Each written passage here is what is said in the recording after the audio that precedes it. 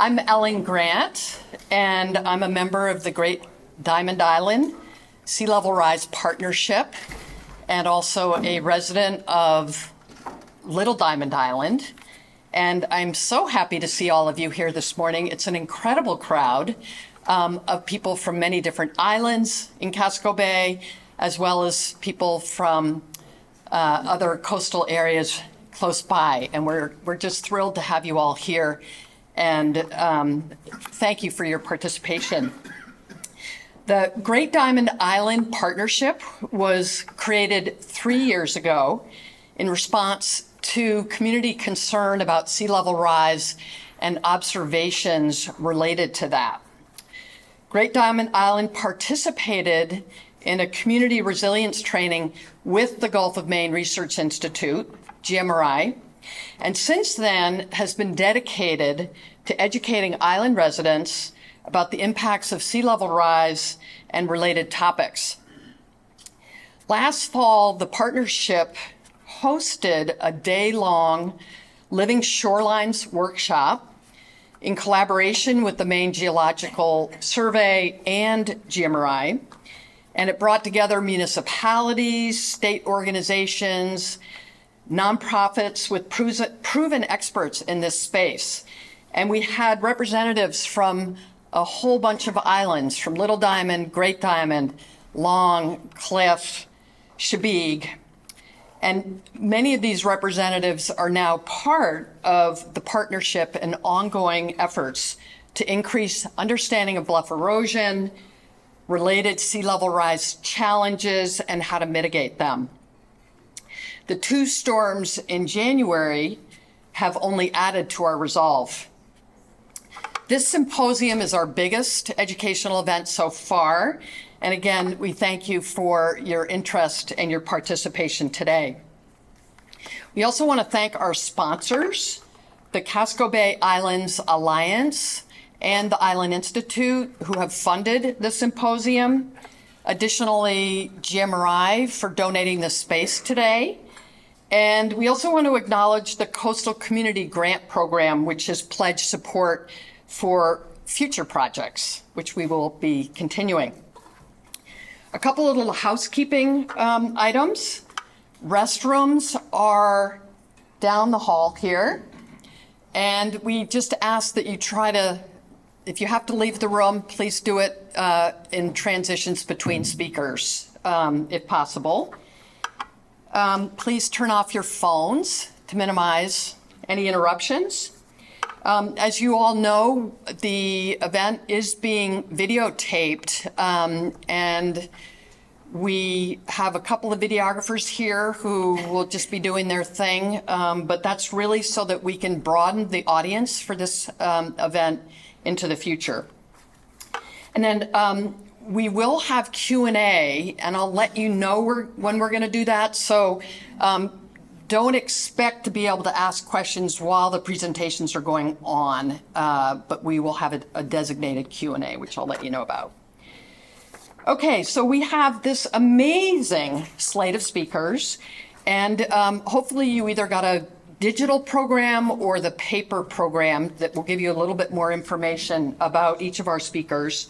And I have the role of timekeeper, so I'm going to really try hard to keep us on track.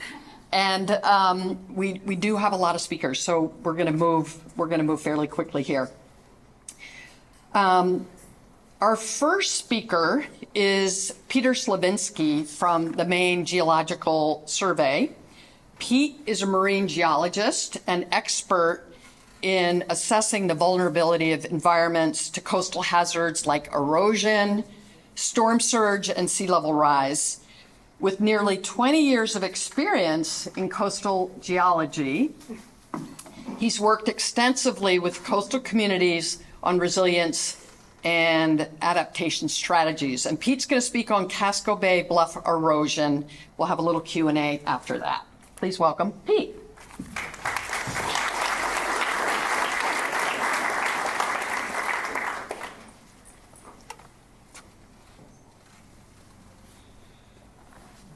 Testing. Okay. get my presentation up here. Good morning, everyone. Thanks for taking the time to join us.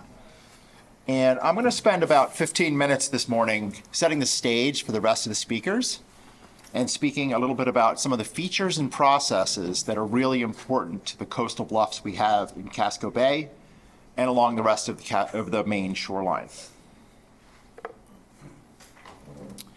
So if you looked at a map of the entire Maine shoreline, we have over 5,000 miles of coastline, tidally influenced coastline, and about 50% of that is made up of rocky cliffs like Portland Head Light that we see here. Now, a cliffed coastline basically is made up of greater than 3 feet of rocky ledge and less than 3 feet of consolidated or sediment on top of that. The key is if you have greater than 3 feet of sediment on top of that, it would be classified as a coastal bluff. And cliffs are very, very slow to change. They change mostly on a geologic timescale, but in response to storm events, sometimes you can have erosion of cliffs. So in this case, we're seeing boulders that have been loosened, that have fallen off the face of the cliff, okay? So erosion can occur along these features. About 48% of Maine's coastline is classified as unconsolidated coastal bluff. And based on our last assessment from about 2000, about a third of those are eroding, okay? So we need to update that assessment because I suspect that number is higher now. So unconsolidated bluffs, which is what these are called, they're steep shorelines with more than 3 feet of soil, and they're typically underlain by several different adjacent habitat types. First, in this example, is ledge. So you've got rocky ledge, but you've got greater than 3 feet of soil on top of that. We also have sections of the shoreline that have been armored with riprap and things like that. So that adjacent habitat type is armor, but again, it's got 3 feet of soil above it, so that classifies as a coastal bluff. And a lot of what we see in terms of coastal bluffs, and this example is from Long Island, is adjacent sand flats or beaches. Okay, that's one of the most common shoreline types adjacent to coastal bluffs. And it's features like this beach that derive its sediment from the erosion of that adjacent bluff. We also commonly see vegetated wetlands, and this is a little pocket of wetland next to the Bunganuk Bluff in Maquoit Bay. And you can see this is a very, very high bluff, and then it's eroding.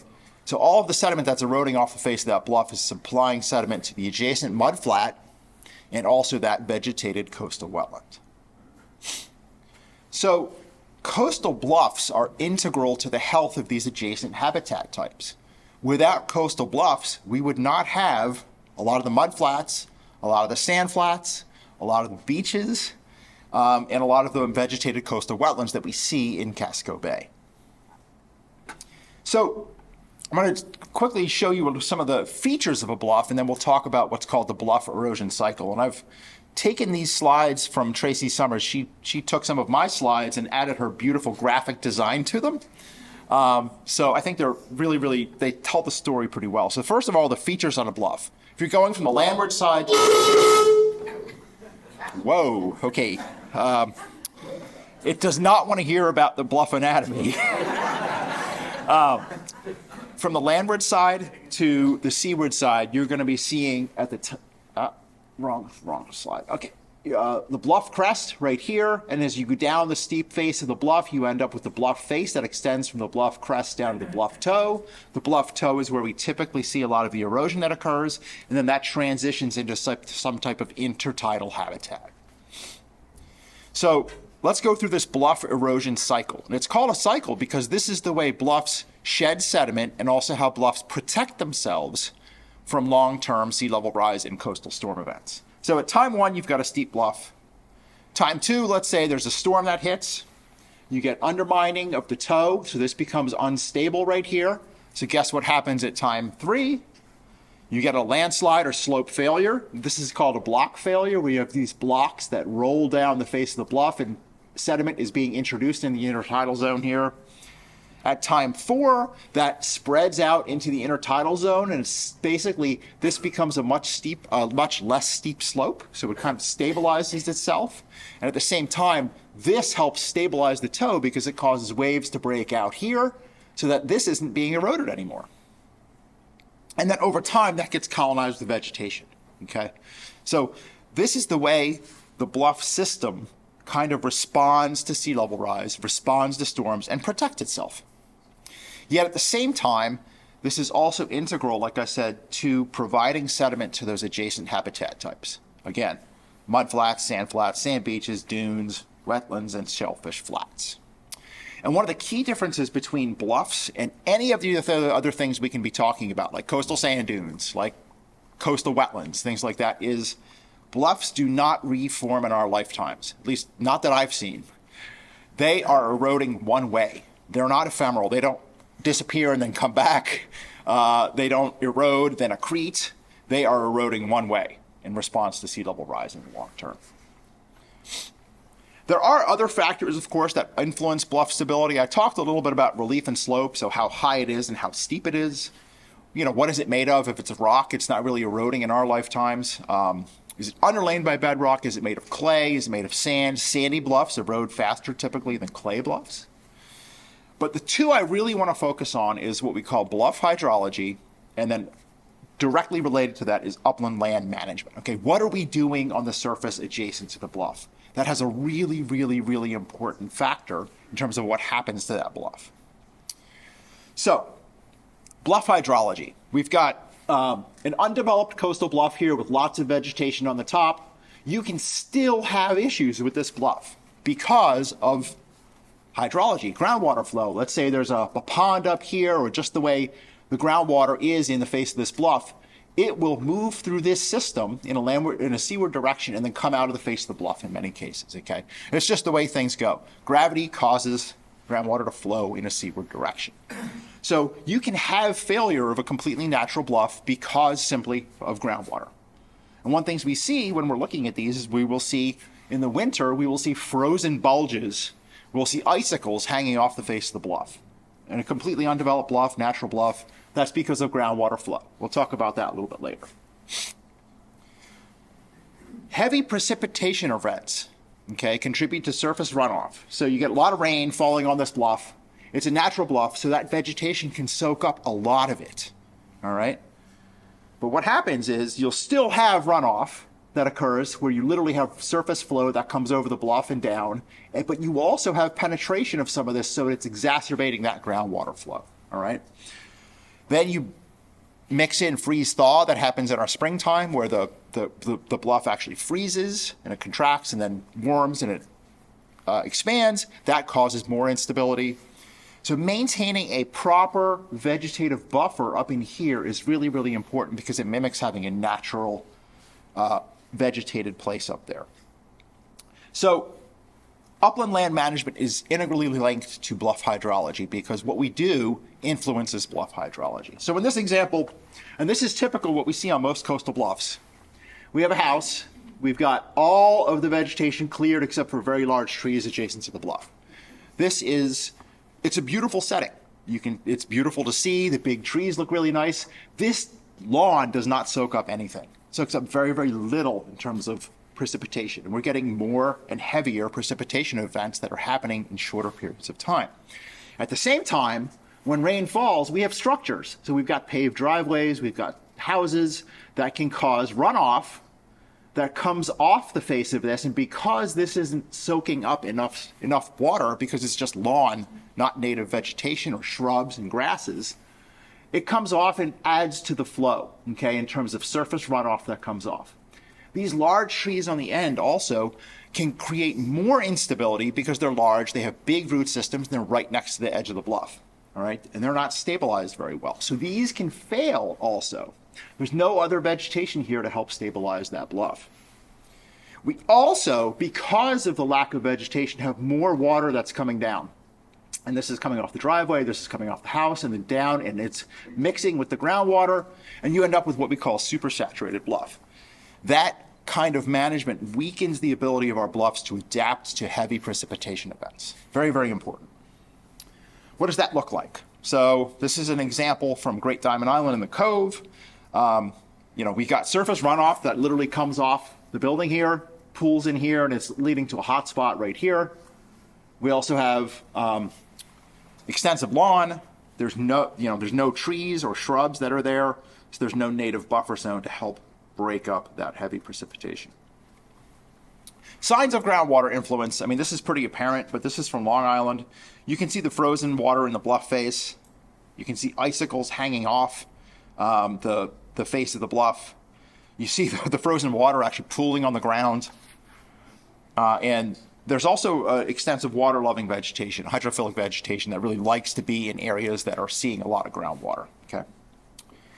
So how do we actually classify these things? We call them basically unstable or highly unstable in certain areas. We go and we map them. We've mapped the Long Island and Diamond Islands just recently.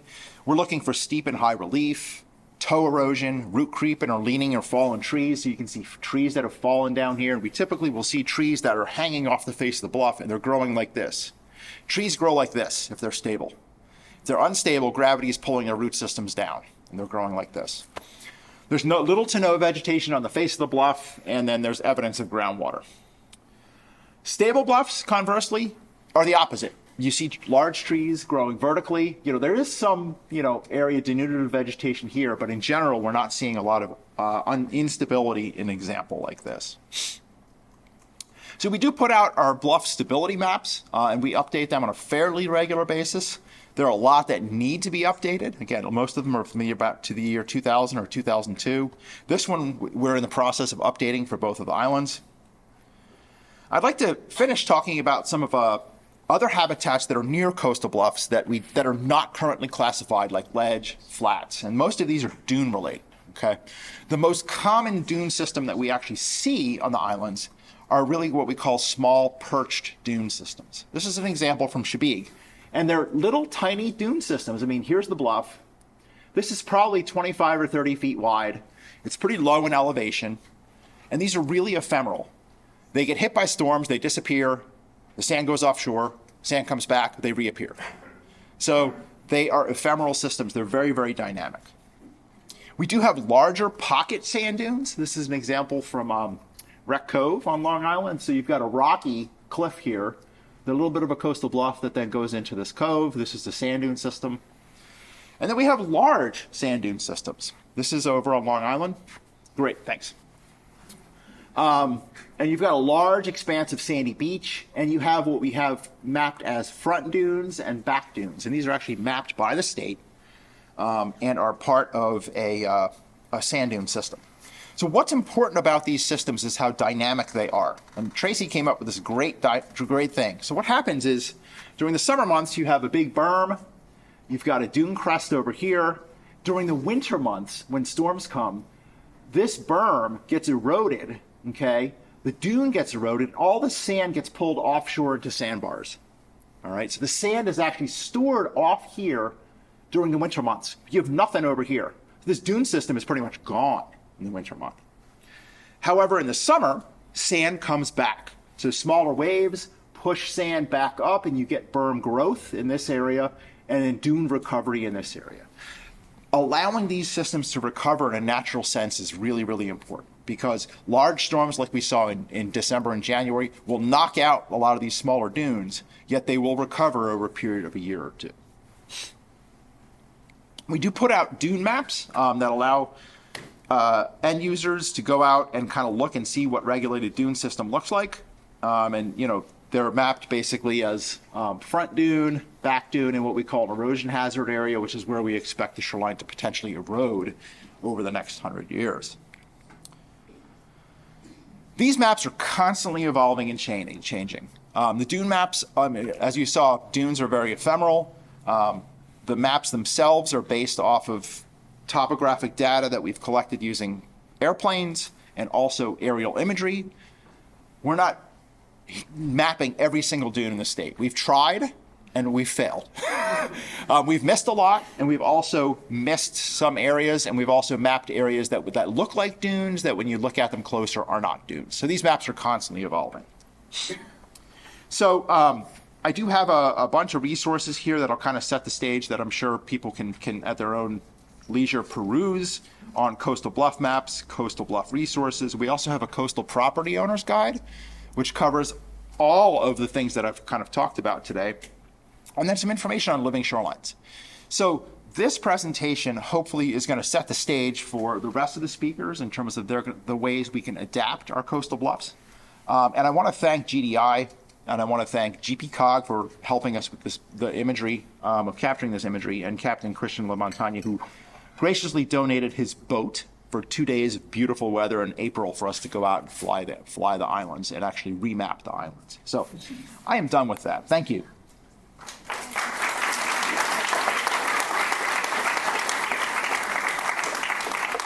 So we've got a couple of minutes for questions, if anybody has a question for Pete at this point. Tim? Do we want to mic them? Yeah. Well, Is it on? I don't know. this That one's one's on. on? Okay. Awesome. There you go. Tim Honey from Sam. Long Island. How are you? Good to see you. Likewise. The issue that we're confronted with on Front Beach are the trees, and we don't know what to do in terms of managing these trees. Small trees, very large trees, some ready to fall on the beach, others starting to do it. And so we just feel helpless because we can't get anybody to help us with managing the trees. Should they be cut? Should they be thinned? Should more be planted? We don't know what to do. Yeah, that's a very good question. So one of the issues associated with trees, so people that aren't familiar with this, there's a very, very large steep bluff on Long Island. And on the top of it, there are some very large trees, and on the face of the bluff, there are some very large trees as well. Shoreland zoning, and Allison might be able to talk more about this, but shoreland zoning currently doesn't really allow you to cut trees unless they're considered to be hazard trees. Each community defines hazard trees differently.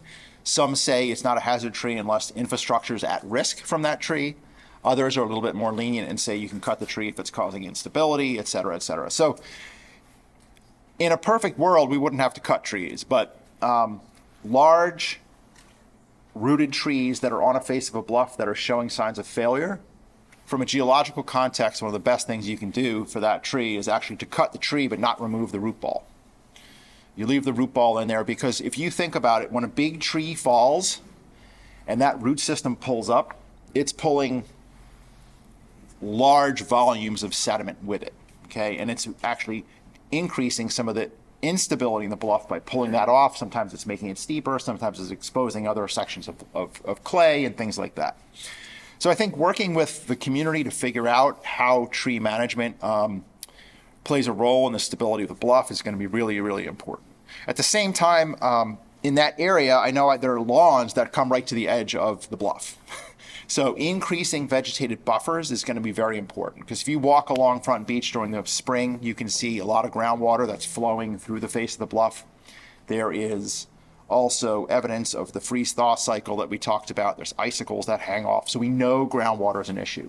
So increasing vegetative buffers, which I think you guys might be talking about a little bit, is pretty important. Even like 10 feet can be really helpful. And we do have a coastal bluff planting guide that we worked on with the Cumberland County Soil and Water Conservation District that can be very helpful in terms of specifying the kinds of vegetation that, number one, make their home on steep bluffs adjacent to the ocean, and then number two, are really good at sucking up water a little bit farther back from the steep part of the bluff.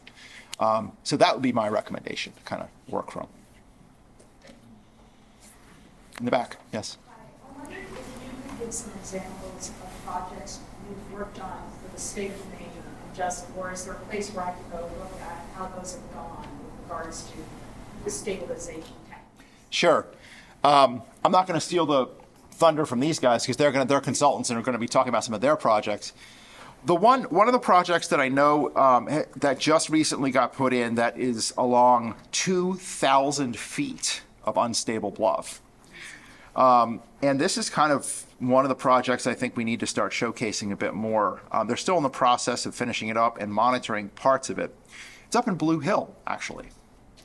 And it was 2,000 linear feet of eroding bluff, and relatively steep, relatively high bluff. And the property owner there could have come in and rip-rapped at the bluff if they wanted to, or tried to get a permit to rip-rap that bluff. They didn't want to do that. They wanted to do something different. So they worked with a consultant up there and went through a very long, drawn-out permit process, because it's the first time we've had something of that scale, to come in and actually kind of recreate a more stable bluff slope and an intertidal habitat that helps protect that bluff. So this project, most projects come in and work above the high tide line only on the bluff. This project went in and worked in the intertidal zone and on the bluff. It regraded the whole bluff slope. That's one of the things that you can certainly do in unstable areas if there's room, is to make a bluff more stable, is to regrade that slope. A lot of steep slope bluffs are like 2-to-1 or even steeper, or 1-to-1 even. And so regrading that bluff back to a more stable slope is very, very important. That's why keeping distance between structures and the crest of the bluff is really important. Shoreland zoning requires that there's a minimum of 75 feet of setback on a coastal bluff from either the high tide line or the top of the bluff, depending on whether it's a stable bluff or an unstable bluff. 75 feet is not enough. It really isn't. It's not. We need to, at the state level, we need to address that by increasing setbacks. And then communities and property owners can also be proactive in thinking about, if I'm building something on top of a bluff, bluffs, even though they could be mapped as stable, can become unstable. But anyway, that project in Blue Hill, I think, is really important because it showcases a lot of these techniques that use logs, coir products, planting vegetation in the intertidal zone, so reestablishing marshes that have kind of been eroded over time, and then using plantings throughout the face of the bluff to help stabilize it. So I hope that we can get that case study in front of you folks in the near future. Great. Thank you That's so it. much, All right. Pete. Yeah. I'm cut off. Thanks, everyone. Yeah, he is cut off. And Well, thanks for having me today, and thank you, Pete, for that presentation. That was great. You really set the stage for what some of the challenges are that coastal communities and property owners face with their bluff erosion issues. I work on a lot of projects up and down the coast of Maine and really enjoy working with coastal property owners to help them deal with the challenges that are faced in the coastal environment, which are many right now, especially with increasing threats from sea level rise and climate change. So I wanted to just share a little bit today about some practical approaches to how we can design and implement a coastal bluff protection project. Kind of as consultants, as designers, if we're coming in to help out a property owner, how do we assess the site? How do we start to identify what the issues are and what approaches might be taken to deal with those issues? So, yeah, Pete gave a really great summary of a coastal bluff system. This slide doesn't look quite as fancy, but basically here we're showing a typical coastal bluff where we might have a structure in close proximity to the bluff that the owner would like to protect, a steeper coastal bluff that's subject to erosion, and beyond the toe of the bluff, a coastal beach. And when we start to look at a site like this, we want to understand what are the risks, what are the contributing factors to erosion or instability of a bluff like this. One of the common factors is erosion of the toe due to exposure of erodible soils to wave action, to high water, to the coastal forces from storm events. And so we need to make sure that we are providing some form of protection to that toe. And we need to plan for that level of protection to be effective both in present conditions, in the current storm exposure, as well as ideally in future conditions as well. With increasing sea levels and increasing storm intensity, there's potential that the toe of that slope could be subject to greater levels of risk. So we want to implement some form of protection for the toe. And I've shown a few images there on this slide that range from harder solutions through softer solutions. And it's really something that needs to be evaluated for each site to determine what is appropriate based on the level of risk for the site. So we do try to move toward implementation of green solutions as much as possible, but in environments that are subject to greater coastal erosion, Sometimes it is necessary to incorporate a stone sill or a stone toe. We've also used some options like utilizing tree logs to stabilize a toe. And then another option is to use a coir log material, so that's a biodegradable coconut fiber based material. And really when in an ideal situation you would have enough distance between the toe of the bluff and the ocean to have a healthy dune or fringing marsh system that can also serve to protect that toe. Another important issue is how you deal with upland site water. Pete talked a bit about this. And so some of the issues that we see are when upland site water is not managed well, surface water runoff can run down the slope, can contribute to superficial erosion of the bluff. Water, as Pete mentioned, can also infiltrate the bluff soils and contribute to instability. So one of the things that we're often trying to do in a bluff erosion project is to improve upland site stormwater management. Some of the techniques that we might use are incorporation of French drains on the property. So you can see a couple of pictures here where a drain was put in right beyond the bluff crest to intercept that water and redirect it so that it wouldn't run directly down the slope. In some cases, it's dealt with through site grading, incorporating swales and berms to redirect the stormwater, and in some cases also plunge pools like you see on the far right here, or bioretention cells, which allow us to utilize natural materials to help deal with stormwater. Another issue is instability of the bluffs. So a bluff that's been eroding may be at a very steep slope that really is steeper than is stable for the soil conditions that exist on the site. So often on bluff projects, we're looking to cut the slope of that bluff back to a slope that can be stable for the conditions on the site. Now, one thing you can see here is that when I show the regraded slope, I'm basing that the toe of the slope on basically keeping it at the existing location of the toe of slope. So typically, in order to work within the constraints of state and federal regulations, we are trying to keep the toe where it is and not extend further into the coastal wetland. So cutting the slope back does mean cutting into the upland property, and that can be a challenge in some cases, especially when there's a structure close to the bluff crest. But that can be an important element to stabilizing a bluff. And then it's also important to think about and look at what vegetation exists on site.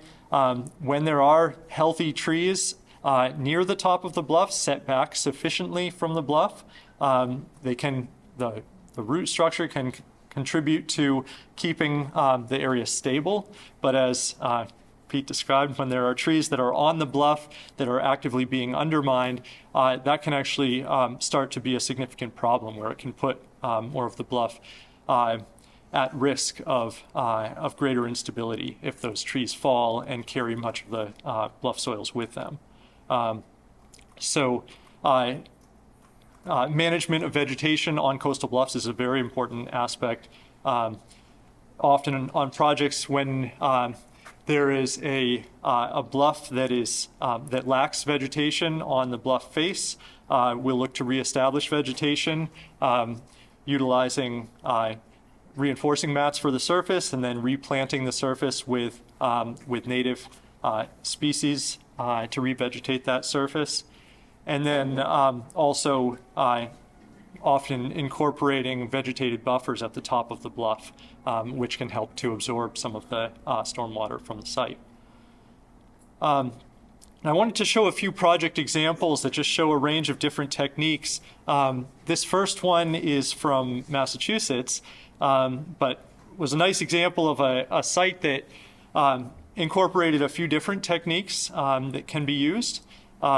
This was a long section of eroding bluff and with varying exposure at different places within the project area.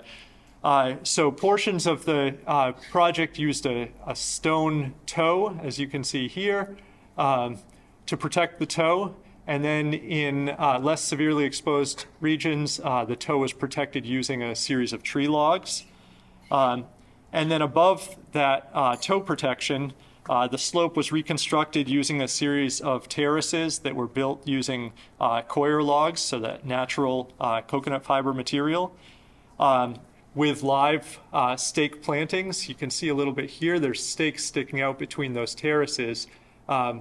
So those eventually will establish and grow additional vegetation on the slope.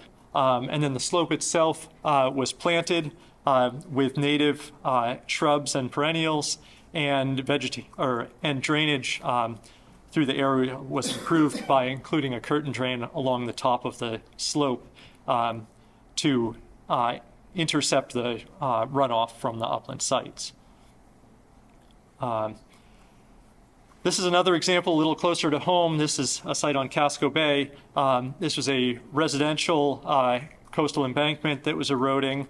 And in this case, a number of different solutions were employed. One was that the bluff that was experiencing erosion did have a slope that was steeper than ideal to maintain a stable slope for the conditions on site. So the slope was cut back to provide a stable embankment slope. A stone toe was incorporated, but really just including stone for the section of the bottom of the slope that's under greatest attack from coastal forces.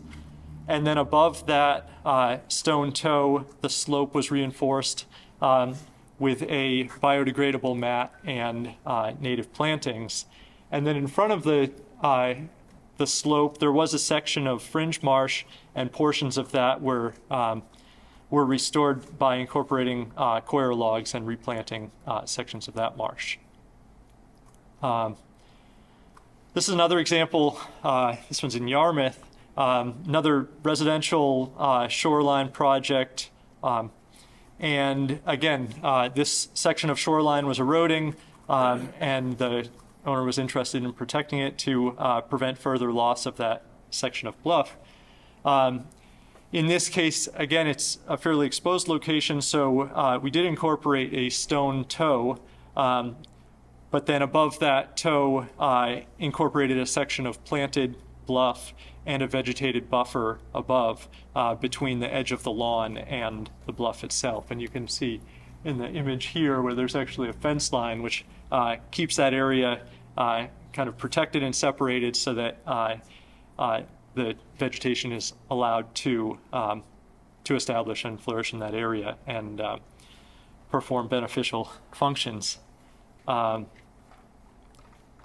This is another project also in Yarmouth, and this was a residential site. The shoreline here was eroding. They also had problems with invasive Japanese knotweed on this slope, and some of the erosion issues at this site were related to upland runoff and how that was running down the slope and not managed well in this area. So this project incorporated, again, a small section of stone toe to protect the toe, and then the slope itself was revegetated after removal of invasives. It was replanted with native species, as well as a biodegradable mat on the slope surface. And an important aspect to the design here was that drainage from the site was improved. So drainage was redirected through a drainage ditch and to a plunge pool where it was redirected through an outfall through the stone toe. This site also incorporated an embankment stair, so sometimes when bluff erosion projects are undertaken, it's also a good opportunity to think about, are there ancillary projects that you can implement, improving shoreline access, for example, at the same time the project is done. All right. So, and I just wanted to summarize and end here with some key takeaways, that I think are important to take from this presentation and take as you think about bluff stabilization projects.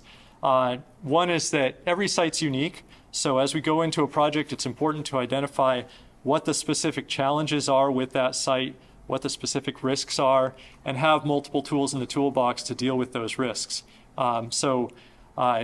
In some sites will tend more toward softer solutions, and in some cases fully green solutions. Others are, just due to the level of coastal exposure, require some amount of hardening, but ideally that hardening is done in combination with green methods as well. So again, starting with defining the problems and the goals, it's important to identify what the constraints are to any coastal bluff stabilization project. So that includes physical constraints of the site, regulatory constraints, understanding what are the thresholds that you should work within so that you can design a permittable project, as well as constructability constraints, and also financial constraints, especially with private property owners. There are limits to how much can be spent on projects, so sometimes design decisions have to be made based on those constraints. Constructability is important to keep in mind in designing any bluff protection project. Often these projects are being completed on sites that have very challenging access with steep slopes and limitations on access from the water, tidal limitations, challenges with getting equipment and materials through the upland site. So it's important to think about how construction will take place and incorporate that into design decisions. And then finally, just designing for resilience. And I think one really key thing that I like to hit home when we talk about resilience is that resilience doesn't always mean designing for being able to withstand the worst possible conditions that could ever occur. Resilience means being able to withstand those worst conditions and avoid catastrophic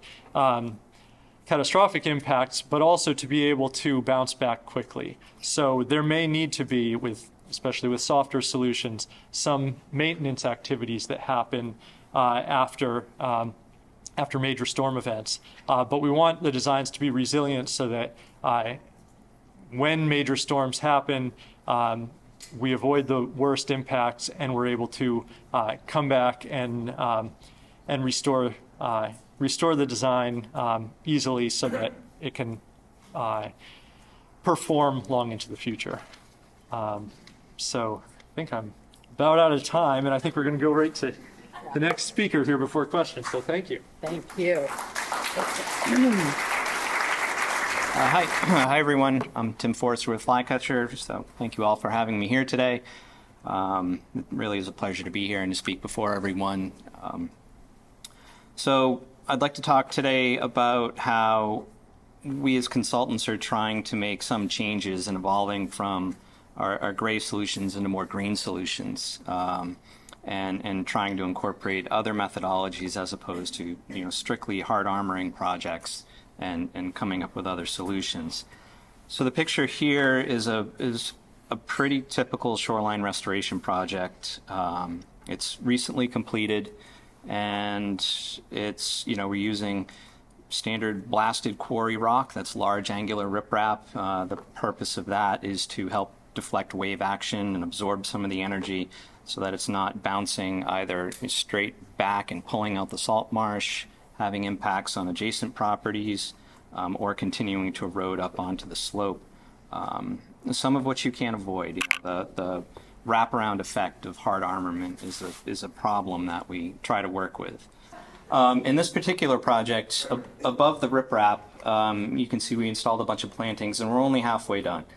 We stopped because of the time of year. It was getting hot, and later in the fall we'll continue to plant more. And not just the side slope that you see here, but also up into the lawn area to establish that vegetative buffer. So this is one of the projects that we're currently working on, and it's currently under review, so hopefully we'll get some good blessings from this today.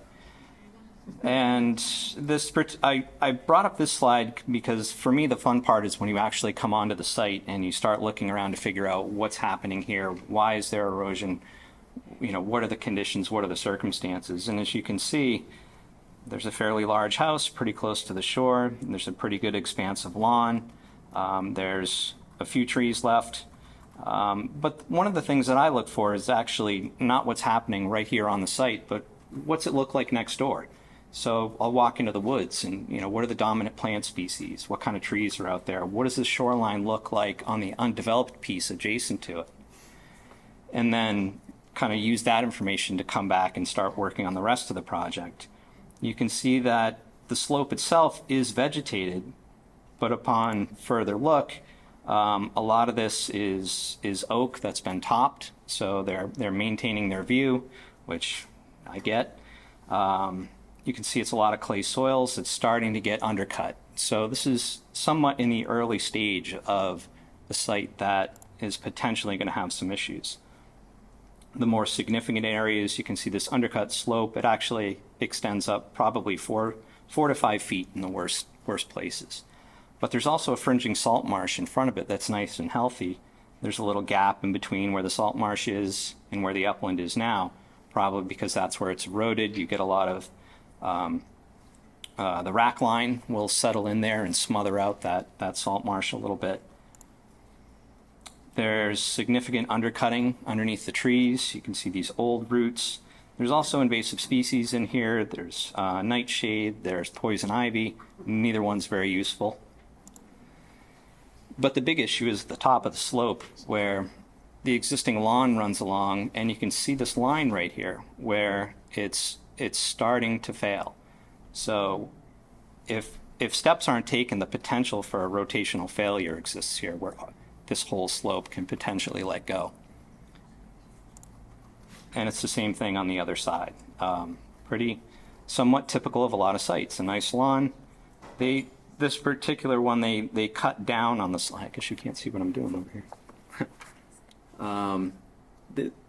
They keep this area on the top of the side slope trimmed back as well. So how to fix something like that? The big thing is reestablishing that upland buffer. So we have a pretty robust planting plan along the entire side slope up onto the lawn and going back at least 10 feet.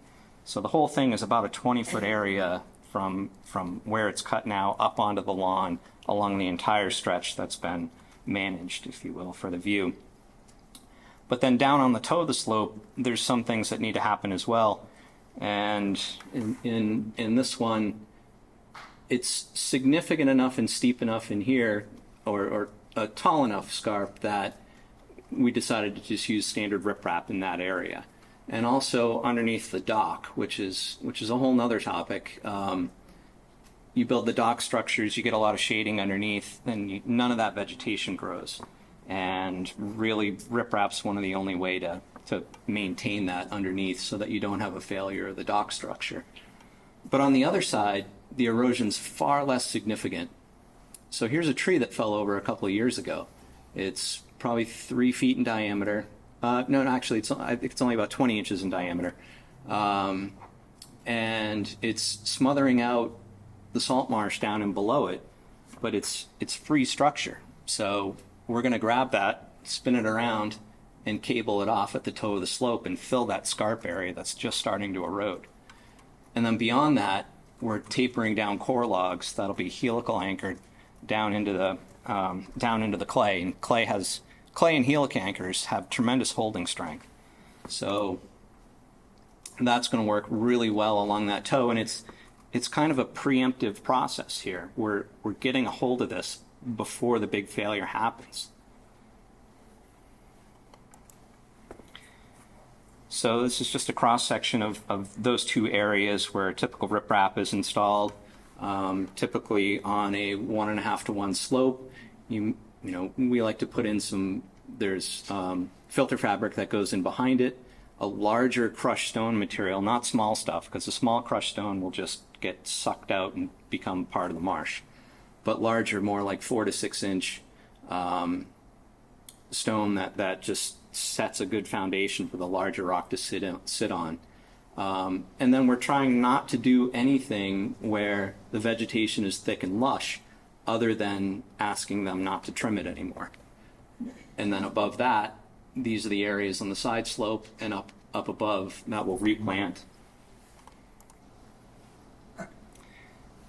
This is the same image, but shows the use of the core logs at the toe of the slope. So these are 20-inch diameter coconut fiber rolls, and you're using helical anchors and steel cables to hold them into place. They are biodegradable, but part of the advantage to these in an early erosion issue, and in other examples as well, is that you can plant in between the rolls, and the dune grass does incredibly well in there. So you can stick the product in, put the next roll above it, and if a storm blows through, it'll snap off the top of the grass, but the root structures stay embedded into the core, so they can regrow. I've been working a lot with Seth Wilkinson, who couldn't be here today, and I told him I'd share some of his information. So Seth and I have been looking at projects kind of up and down the coast a lot in this area on how to deal with this from a more green approach. And as you've seen in some of the other standard slides that the others have shown, a typical scenario shows the fringing salt marsh and what happens when that gets knocked out, and then the failure of the side slope as that comes along. Fine print. So one of the things that we can do here is to try to reclaim that fringing salt marsh, and we're using core products again, and taking core fiber and organic material and basically building a pillow or a blanket and locking that into the ground, and then pre-planting that with dune grass and setting it to an appropriate elevation so that as the slope changes and that starts to become more wet, it'll sprout up and you'll regain that fringing salt marsh, which helps protect the toe of the slope. So another implementation of core log use on significant sloped projects, and these can be done all around here, not just in sand environments, but in some of our clay environments as well. Using the core fibers, the same helical anchors, but also setting what we call a lift down in behind that, and you stack and tier this as you go up. And the idea, the concept behind it is that these are below grade, and you're putting material over the top of this and then replanting it. And the idea is that area gets to stay stable. Some of it may get eroded over time, and you may lose the toe of the slope, you may lose some of those bottom plantings, but you still have this core underlayer that is able to withstand the storm surge. So this is one of the examples that they have that Seth has done down in Massachusetts, so this is on the Cape, this is looking straight across. It has a little bit of an open fetch, Portugal. So it's a sandy slope where all the vegetation has been either removed or dead or diseased, and then how he went about fixing this one was the same methods, the same slides that I shared, where he put in the core logs and the core lift, and then replanted the whole thing. And this is at the first year, and then this is how it looks today. And so it's a pretty great system, I think. One of the other things I wanted to talk about was looking at projects early on and dealing with issues early on. This is a site in Cumberland that I looked at before the storms and worked with a client, came up with some rough estimates, some rough numbers of how we could go about addressing the situation here. And they got a little gun shy. Then the storm blew through. So what the other thing that this shows is exactly what everyone else has touched upon, but it's all about land management. And you know, if you look on the picture on the right, there's hardly any vegetation in there. Almost all the trees are gone. On the opposite side, there's a 4-foot diameter oak that's lying in the ocean now. And it's, you know, so there's a lack of woody vegetation. There's very little ground cover trees. There's no diversity in the types of vegetation that's up there. So you have very shallow root systems. There's sheet flow that comes across the lawn. It's kind of the perfect storm here. And that's what resulted in this gigantic rotational failure that instead of what could have been fixed early on for less time, less effort, and less structure, now they have a pretty significant problem on their hands.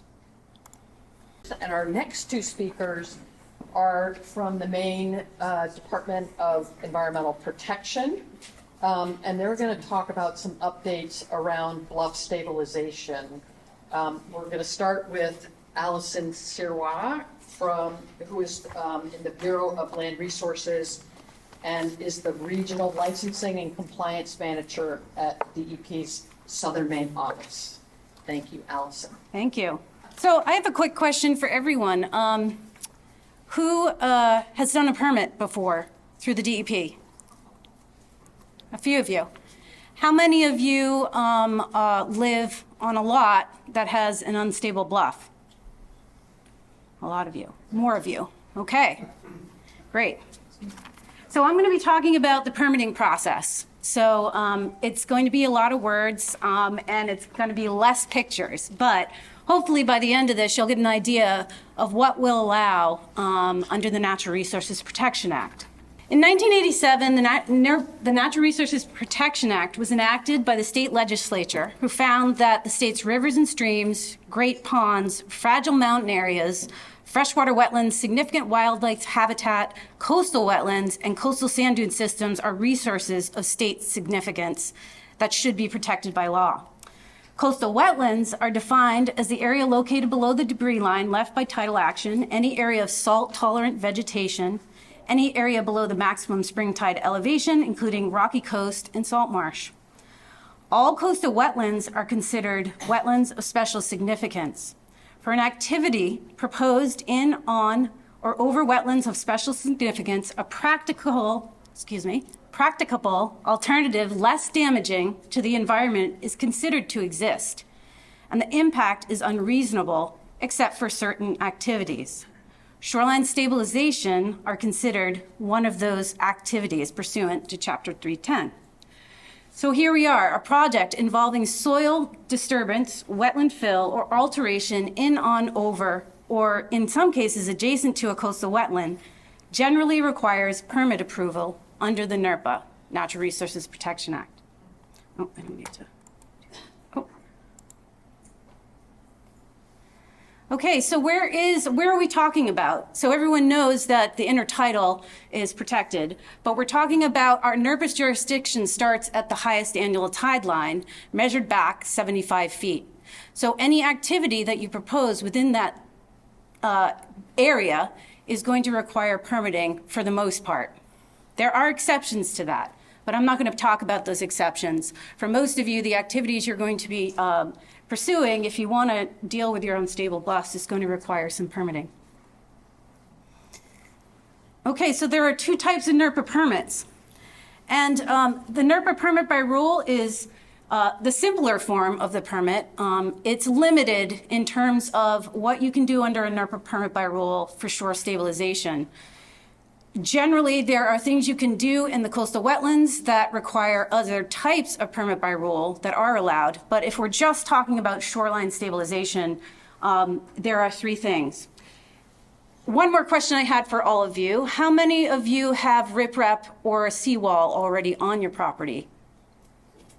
Okay, a few of you. So you can use a permit by rule to replace over 50% of that seawall or riprap in kind in the same footprint with a permit by rule. You can do vegetative buffers and plantings within 75 feet of the hat with a permit by rule. And then any soil disturbance greater than 25 feet out from the hat out to 75 feet, you can use a permit by rule. Otherwise, you're already into an individual NERPA permit. Those permits are a little more extensive, and I'm going to talk about some of the standards that are required that you need to address in your permit process for us to make a positive finding and for a project to move forward. Things like changes in dimensions of existing structures, and structures would be your seawall or your riprap, would require an individual NERPA permit application, and then soil disturbance, fill, alteration in, on, over, adjacent to the resource. So NERPA standards, the legislature, under the Natural Resource Protection Act statute, there are potential impacts from shoreline stabilization that need to be addressed in a NERPA application. Let's see. So specific to historic methods of stabilization along the coast, riprap and seawalls mostly, which are hard armoring, the following standards and potential impacts to those standards need to be addressed. And the four I'm going to focus on right now, I will back up and say that the department is in the spirit of resiliency and also in the knowing that the permitting process, like cliffs or bluffs, don't change quickly. We are trying to address more ways in which you can implement some of these greener hybrid structures along the coast. But to do that, we need to address some of the standards, and we're kind of shifting to look at, even though we do already have to make a positive finding to these standards when we approve an individual permit, we're sort of shifting towards addressing some of these things that Pete has brought up in terms of specific to coastal bluffs and unstable bluffs. The first is the standard of harm to habitats and fisheries. When you fill a coastal wetland, aquatic habitat is lost. When you fill or change the upland habitat, vegetation is removed. All of those things affect habitats and aquatic habitats. The second, also, when you're armoring the shoreline with hard armoring, there is no sediment transfer between the bluff and the beaches, the mud flats. And that is something that we need to be able to, in your application, be able to look at and say, you know, you're doing the best you can to continue that process happening. Flooding of adjacent properties, that is another thing that we need to be able to look at your application submission and say that you know, because of water and wave reflection, you're not going to be impacting your neighbors. And then also scenic and aesthetic impacts. If you're putting a lot of riprap up that's completely wiping out your bluff, it's also going to become a visual an aesthetic thing that we also need to make a finding on. So the department reviews an application to assess the reasonableness of the proposed impacts by considering the degree of harm to the resource, the degree of benefit from the activity, and the necessity of the activity to protect threatened structures. An application is a description of the activity and a justification of the proposed design of that activity. The applicant is expected to minimize impacts to the greatest extent practicable. Key considerations for a coastal shoreline stabilization project or application should include discussions about sediment supply to adjacent habitats, scale of the project, amount of direct impacts below the hat line, above the hat line, and within 75 feet, amount of direct impacts to adjacent habitats, marine resources, wildlife, salt marsh and seagrass or eelgrass, amount and quality of vegetation removal in the upland. So for us to be able to evaluate that, we turn to our partners like MGS, Pete Slavinsky and his colleague Nick, IFNW and Department of Marine Resources, who will review the application and with that in mind, start giving comments to the applicants and to provide those to us so that we can actually worked with the applicant to create a design that is more habitat friendly and also minimizing impacts. So some of the things you need in an individual NERPA application include, this is a list, this is not exhaustive, but this is specifically geared towards submittal for a shoreline stabilization project that might be a hybrid project that actually might consider more green infrastructure methods than gray methods. So for every project, you need to provide a project purpose. And to do that for this type of project, we want to see evidence of erosion, active erosion caused by wave action. This would include evidence of undercutting or slumping at the toe of the slope, or rotational failure caused by undercutting. We want to talk, it would be great if we had a submission. My colleague Nate is going to be talking about the Our Shores checklist resource.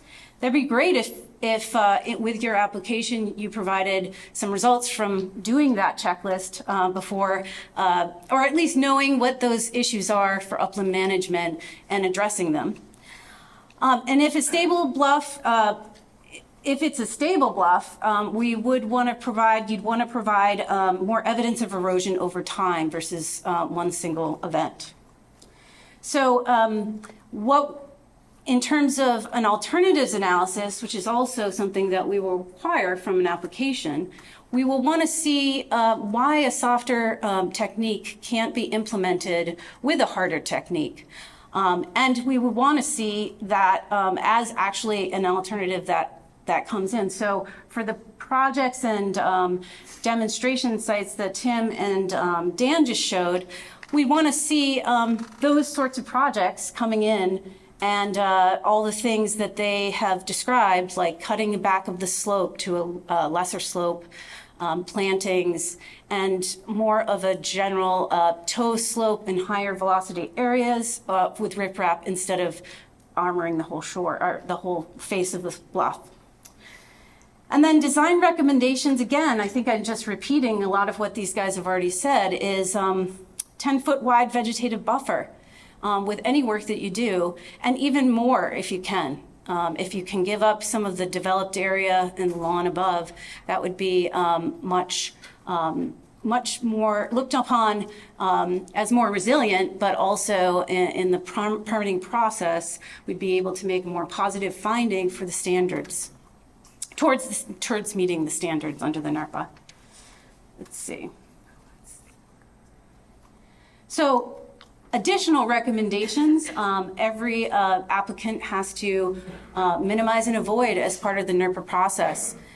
So designs, we'd want to limit impacts below the hat line. Anything over 500 square feet below hat requires compensation, which means you'll have to pay for every square foot because of the protections that we have in those habitats. Also, design should not exceed the areas of active erosion with consideration for transitioning to non-eroding areas. So that's something where we don't, we're not encouraging folks to armor their whole bluff if there's not erosion happening. Transitioning maybe from a more eroded area, I think Tim showed a good example where they used quars and anchors versus riprap in the different sections of shoreline. I think that's a very thoughtful and good way to approach instead of a standard riprap process. Length of the stabilization should be limited to the portion of seaward, portion seaward of any threatened structures. So that's another thing. We take it pretty seriously that folks, structures, potentially from the past couple storms, there's been huge risk, and erosion. And we do want to prioritize those structures so that, folks can feel comfortable. And also that's going to be a higher priority area to stabilize. Also, biodegradable materials, aquar logs in coastal wetlands will be evaluated on a case-by-case basis. So I put this one in here only because we're getting to a place where I think restoring salt marsh below the bluffs is going to be a pretty important part of the process. But at this point, you know, we're considering, we have certain rules under the NERPA that says fill, after so much fill, you have to compensate. But in terms of restoring habitat, that is something that, in terms of the laws and rules, we will be approaching, I think, more and more in a positive way. So how can I slow erosion off my bluff? Well, Nate's going to tell you a little bit about that. And then I think the key thing that I hope one of the takeaway here, if you don't want to experience, you know, a big failure is to start to vegetate. Think about vegetating your bluff. Think about taking away some of the lawn, vegetating with trees, shrubs, things that have real root systems that can secure the bluff in a better way. Let's see. So I'm going to quickly talk about some of the legislation that, like I said, rules and regulations don't change quickly.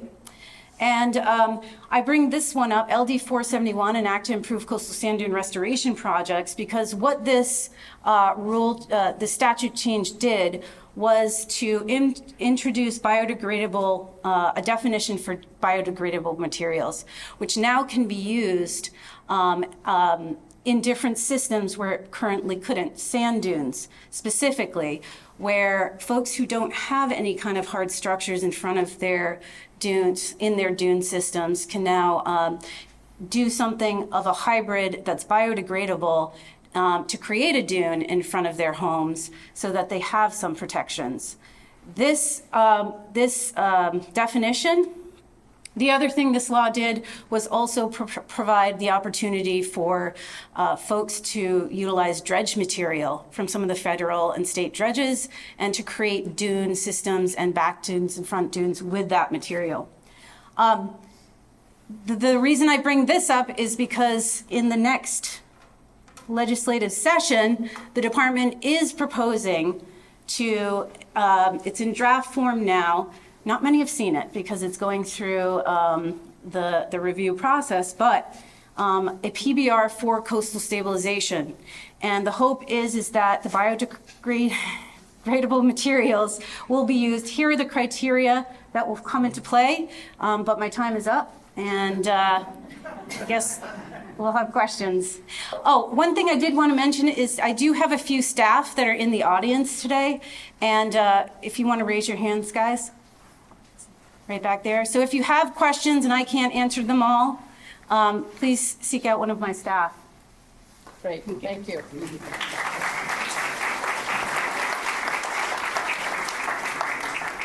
Thank you, Allison. Next up, Allison's colleague at Maine DEP, Nathan Robbins, who's their climate change specialist. He's currently supporting an initiative to facilitate climate resilient investments that prioritize natural solutions. So with that, Nathan. Nice to see everybody this morning, late morning. Thanks for the introduction. I'm going to jump in, and thanks to Allison for setting this up for success. That's a lot of tough technical language to go through. What I'm going to talk about today is the RShore program, which is a new program that we've been developing to assist property owners assess and determine potential living shoreline or hybrid solutions for their property. We're taking a statewide approach to this issue. Maine has a lot of freshwater resources, lakes, rivers. We have millions of acres of wetlands and coastal wetlands, and of course thousands of miles of coastline. And we have, of course, a history of development along these coastlines. So the challenge with living by these shorelines, of course, is the inherent risk of coastal flooding or riverine flooding, lake flooding, both from the water side and the overland side. And, just looking at a couple of the pictures here in the upper left, that's 30 years ago. In this area, we had 19 inches of rain in 1996. It was a record for the region. That's Westbrook. We have Patriots Day storm down in the bottom left. And then the other three pictures are just from this last winter, from December and January storms. Everybody else has done a great job. You've talking about this picture, so I don't have to go too much into this, but I think the takeaway is there's a lot of different factors that cause erosion, and the way that we've been thinking about this is how to address the entire site, because erosion can come from the water side, it can come from the bank, and it can come from the upland side. And so there are different practices that can be used, and often in combination, to more holistically treat that shoreline and decrease the risk of erosion. If you look up living shorelines, you might come across this figure pretty quickly. This is from NOAA, and it's a green to gray spectrum. For the topic today, I took the liberty of adapting this and only going to green-gray. And I drew some vegetation on revetments and on bulkheads, which is more just a nod to hybrid designs. And even maybe when thinking about riprap seawalls, or is there an opportunity to retrofit those with vegetation? The other part that I think that is worth adapting on this is that green is called softer techniques, and gray is called harder techniques. But one of the things that we're learning is that living shorelines can get stronger over time, and riprap can sometimes get weaker over time. So it's important to think about those factors when you're considering your design. Sometimes soft isn't necessarily soft. It may actually become more resilient over time. And so here's a couple of examples of that. Just focusing on the bank portion.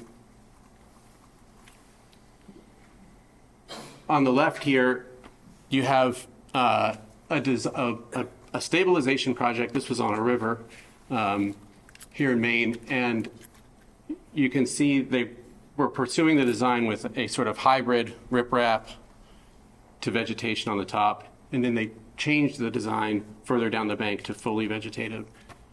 This is a 10-year-old project, and you can see that the green-gray as well as the fully green worked in that standpoint. And then over on the right is another example of riprap. This is on the coast, and or a fully vegetative. And so the takeaway for me on this is that green or green-gray can be as strong as gray. And the other part that builds on what Allison was talking about is that green or green-gray designs work within our regulatory structure in Maine under the Natural Resources Protection Act, because they can minimize thermal impact by cooling that water down and cooling and just not having all that rock interacting and heating up with the water, which is good for habitat and species. It doesn't destroy habitat. You have species connectivity from the upland to the lowland, or to the water, and you can dissipate that energy deflection, so both in the nearshore environment, but also to adjacent properties. And again, structures can degrade over time if they're not maintained. And that's another point that was mentioned before. Looking at vegetated buffers, and that's been talked about a lot, so sort of moving up onto the site now and addressing all those different factors. This picture on the left was damage from the last storm. So in this case, water came up and overtopped that bulkhead and caused the erosion from the back and the failure. So, and you can see a similar issue that happened on the right. So to me, this really speaks to what can vegetation do to prevent that from happening, and having, again, green work with gray. So that really brings us to this project that we've been working on the last couple of years. which is we're calling Our Shore, which is an acronym, and I'll explain in the next few slides what that means.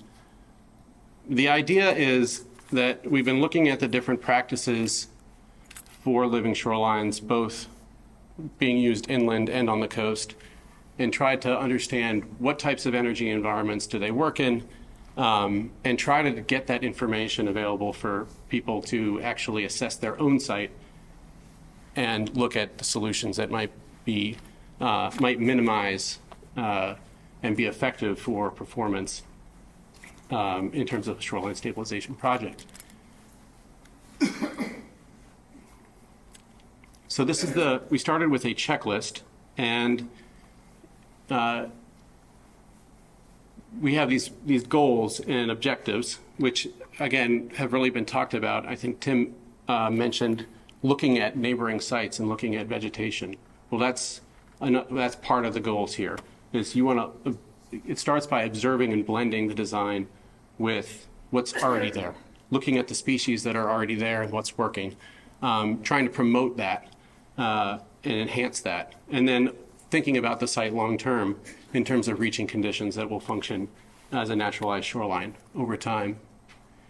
So those are the big picture goals, and in order to get there, we created this ways to assess the instability of that site, and it uses the acronym SHORE.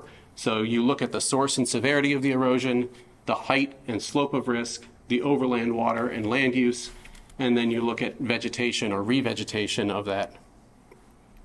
And you'll see it's green to red. So the different factors here you would go through and you would assess low risk, medium risk, or high risks of instability as you go through each one of those sources of erosion. And from there, you would get directed to different practices. So these are a list of a lot of the types of practices that you've heard about already today.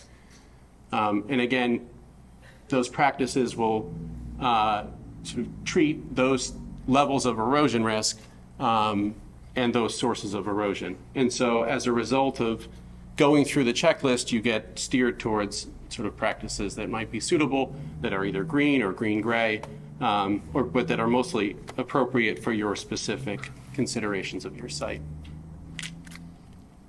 So the result might be a combination of practices.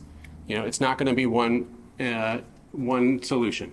It's going to be multiple. And we saw already presentations that showed very similar designs. You might have stones at the toe, moving to core log in vegetation.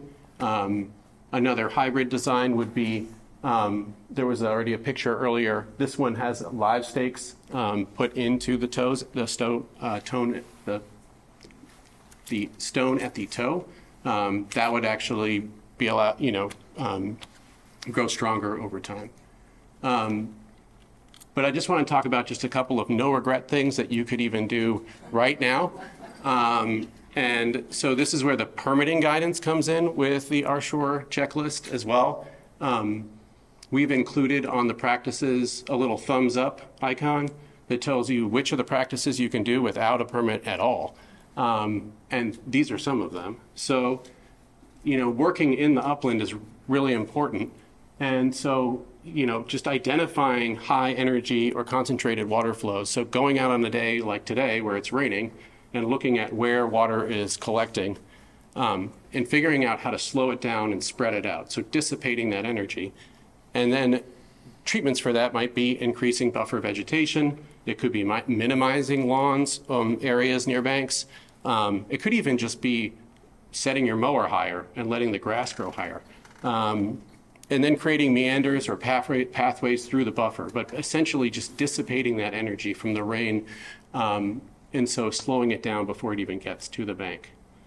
So there's a lot of opportunities you can do that don't even require a permit. And those things are highlighted in the checklist. So plants have been talked about a lot. I just want to say we've heard that loud and clear as we've been developing this guide. There's a lot of resources out there, so rather than create a whole new resource, we just created a 2-page summary of available planting guides, and we've been asking folks who are doing this work, what are the really helpful planting guides that are out there that you would say are the go-to resources, and we've tried to distill that. And then I just want to say thanks to Ruby Trayball, who has been working on Living Shorelines designs and up in the Penobscot Bay region and Blue Hill. And so she has provided just a starting list of some of her favorite plants for using Living Shorelines. And we're going to include that in the guide. And just pictures of a couple of what that can look like. And I think they're really beautiful shorelines that are working really effectively. So in the works, in addition to the checklist, we also have a more comprehensive guide that we're hoping to complete this fall. And it goes in more detail about all of the specific practices with lots of examples and pictures. It has, we're hoping to include case studies and some how-tos. So 1 or 2 page, this is how to do a live stake, or this is how you might go about doing plantings for your vegetated buffer.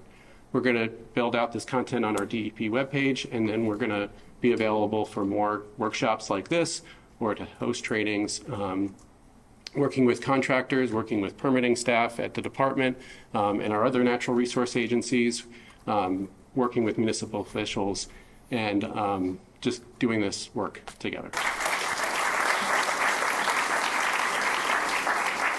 We're hearing a lot about big, huge projects. What do they cost? Nikki's role here is to support communities, businesses, and other constituents to fiscally prepare for and adapt to climate change. And she works with these groups to build capacity and strategically identify and secure financing to increase their resiliency to climate risks. So she's going to speak on some of the financial implications of these changes we are seeing. Thank you, Nikki. All right, welcome back, everybody. Like Ella mentioned, my name is Nikki Yannick. I've only been at GMRI for a few short months, but they have gone by very quickly. And when I first got here, I was a little bit concerned, coming from a little bit of a different capacity in community development finance, about what I would be doing and whether or not there would be enough work. That was no longer a concern, just the first day on the job. So I'm very excited to be here, and I'm going to give you a little bit of a background. We have our climate change initiative here as a global challenge, how GMRI starts to work with communities. If you have engaged with GMRI before, if you haven't engaged with GMRI before, we are a very collaborative organization. We work directly with communities, we work directly with nonprofits, and we try to work all together as a group of scientists, solutions builders, and community engagement specialists to identify solutions for stakeholders for all of the challenges that the Gulf is facing. So a little bit of a background about me. I spent the majority of my career in impact investing. It was the Wall Street world, and I learned quite a bit about how you can do well by doing good. And that was a relatively new concept for me, and it really led me down this path of how we can use finance to collectively engage and build solutions to a lot of the challenges that we're facing in more innovative ways. So one of the things that I wanted to do when I came to GMRI and started in this public finance realm is be able to bridge that gap between public and private financing. So I try to help communities, organizations, nonprofits, and stakeholders identify those grant opportunities, public financing mechanisms, and then build a capital stack. I'll go into a little bit of detail about that later, to make sure that we can fully incorporate the project and fully fund the project at full scale. So a capital stack, you might also hear it as a sources and uses, whoop, too close, okay, is where you identify the entire cost or scope of the project and then break it down by the funding mechanisms needed to make it happen. The majority of these cases, particularly climate finance and action, are going to have a component of a public grant and some sort of private financing. And by and large, the programs that we're seeing that I will do a brief overview of are about 75% federally funded and 25% privately funded. That depends, as you heard many times today, I'm sure it's a very frustrating answer, on the scope of the project and of the source of capital itself. But that 25% is really where I come in after we identify the proper use or the proper grant or sources of grants that are needed to take action. So one of the things that I was told under no circumstances I was allowed to do today was go into a lot of spreadsheets and numbers with you because that is the world that I live in and it is my comfort zone. Ironically, public speaking is not my comfort zone. It's why I live in a world of spreadsheets and numbers, but this is a very important challenge that is near and dear to my heart, and so here I am braving my fears for all of you. Yes, sure. So the key to climate finance really is collective action. And a lot of you are here today because of either the property that you live on, your homes, your communities, and need to find independent sources of how to really make these projects happen. And so I'm here to talk to you a little bit about how we do that. And what needs to happen is collective action. So the first component is identifying your current situation, damages and concerns on your own property, your neighbors, and your communities, and then going to your town or to your legislator or to a housing community or co-op, whatever your next step is, to identify what current active grants and plans already exist in your communities. I'm so impressed with all of the island communities and all the action that you are all already taking. So that is your first step, is to go to those organizations and municipalities, know what, if any, vulnerability assessments have been done, what climate action planning has been done, and what resilience improvement grants are already in place. And if those aren't in place, that might be your first step. Then you want to prioritize your immediate needs and your future resilience needs as a community, because the most common way to address climate action, even in independent properties, is to come together and use scaled financial solutions. What that means is what patterns emerge on your properties, whether it's shoreline stabilization, water infrastructure, any and all of those riprap, and how do you scale them together as an organization? Going beyond your town, the next action that you can take is coming together or looking for a nonprofit that is already doing this work, because they are going to have access to a number of different financial grants and mechanisms that might not be available to you or your town, and you can actually pair those programs in many cases together to take even greater action.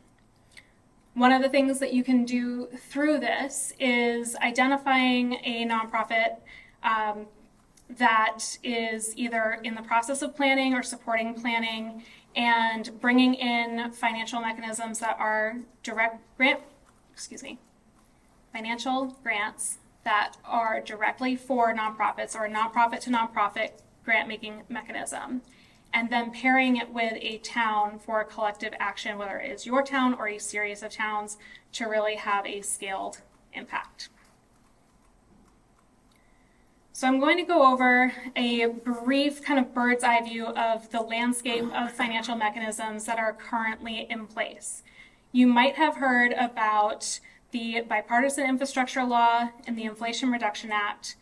These are monumental congressional passages of funding that are currently available and are flowing down through a number of different federal and state agencies to take climate action. It is the single largest investment in climate action in America's history. Yay! Yeah. Very excited about it. Yes. So these are the primary branches of the funding mechanisms. The majority of these funds are going to be accessible through state and local agencies like municipalities or regional organizations like GPCOG, and those are going to be your first your first line of defense. These agencies that are primarily responsible for the disbursement of these funds are FEMA or MEMA, the EPA, NOAA, and USDA. There are a few examples of these particular funds up on the screen, and I will do a very brief overview of who should go where for what. Hazard mitigation, flood damage, emergency declaration assistance, and immediate damage repairs right now are primarily going to be your FEMA and MEMA agencies. Then it spreads out quite a bit.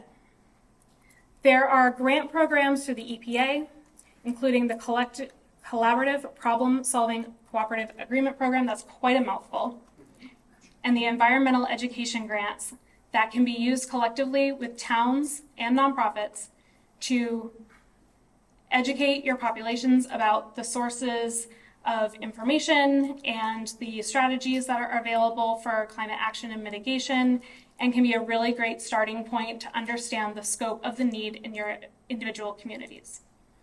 Additionally, NOAA has the Coastal Restoration Toolkit, which is a great place for any town or even individual who's curious to go to understand the different strategies and tools that are already in place to take action.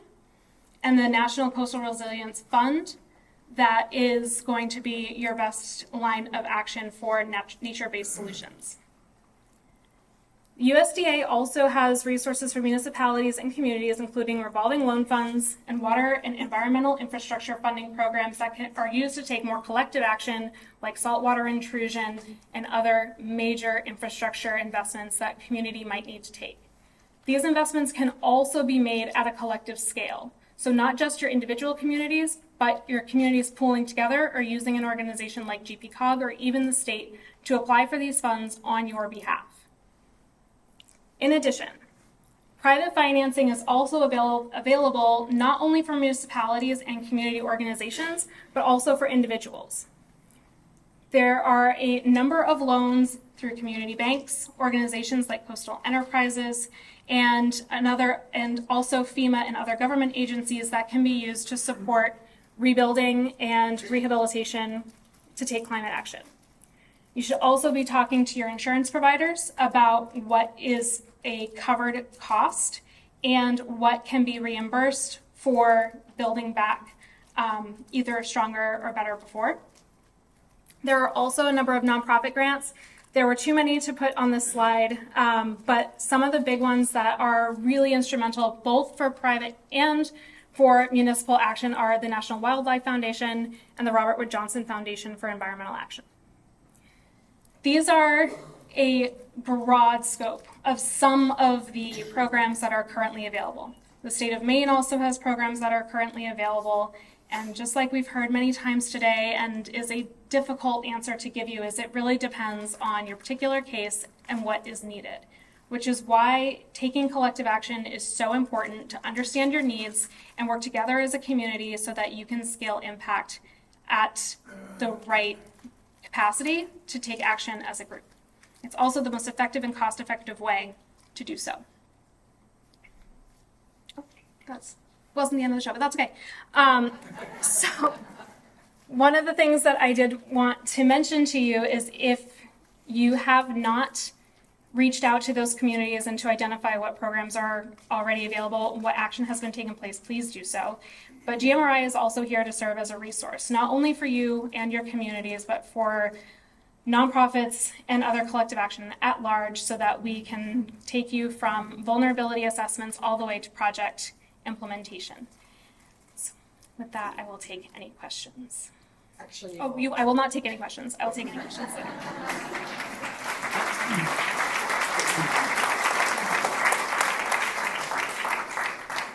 Our next speaker is Julia Maine, who is with FB Environmental, and she is going to speak about a very interesting coastal retreat case study. Thanks, Alan. Is it working? Yeah. Can you hear me? Okay. All right, so as Ellen said, I'm going to be talking about a case study of coastal retreat on Shebig Island. And so just something to note, the site that I'm going to be talking about, which is called the Hook, it's not a coastal bluff, it's a sandy beach dune system. So that's a little bit different than some of the things we've been talking about today. But I think the key takeaways and sort of the decision-making process are relevant to really any site where you might be considering coastal retreat as an option. So what is coastal retreat? So coastal retreat is when we take at-risk infrastructure, buildings, or activities, and we move them out of harm's way. And so today I'm going to be talking about coastal retreat in the context of coastal erosion and shoreline change. So this is the site I'm going to be talking about. It's called the Hook. It's also called Indian Point or Indian Island. And it's this hook-shaped spit of land. It's a sandy beach and dune system, and it's located on the southwest side of Great Shebig Island. So some other things about this site, it's privately owned by the Indian Island Company, which is a collective of residents in the area. There's a conservation easement on the property with the Shebig and Cumberland Land Trust, and that easement allows for public access on part of the property. And so this red area here, this is the private access, and then the beach area is the public access area. And then additionally, the town used to be responsible for maintaining the access road to the site. This is a gravel road, and also the parking lot. So the site is kind of complicated because there's really 3 different entities who have some sort of responsibility here. And also, it's a public access point, and so the whole community really had a stake in this property as well. So it's not just Shebiggers who think that the Hook is special. It's part of the National Coastal Barrier Resource System, and it's also a designated Maine sand dune. And so both of these designations recognize that the Hook is a very dynamic sand beach system, and that it's important and significant ecological habitat. These designations also limit what types of human activities can happen in these areas. Allison touched on that a little bit. And so both the fact that the Hook had these designations played a role in the ultimate decision-making process.